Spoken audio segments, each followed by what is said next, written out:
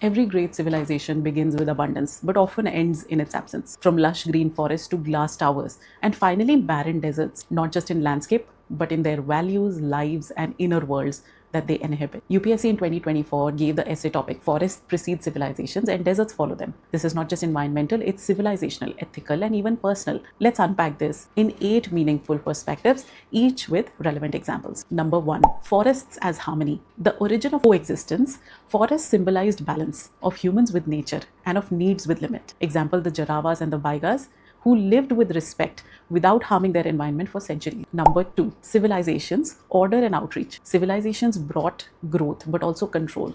Nature became a resource, not just a relationship. Example, the Indus Valley civilization, planned and structured yet sustainable. Number 3, unchecked development, the road to ruin. When growth ignores balance, degradation follows. Example, the Aral Sea, once thriving, now a desert due to human engineered irrigation. Number 4, deserts of the mind, inner barren landscapes, mental distress from when we lose connection, meaning, and rest. Example, urban loneliness and youth anxiety, the fallout of hyper competitive, disconnected lives. Number 5, growth does not equal well being. Cities swell, but often without a soul. Example, Delhi NCR, an economic hub but faces pollution, shrinking forests, and civic stress. Number 6, civilizations that collapse. History warns us neglecting nature leads to downfall. Example, the Mayan civilization.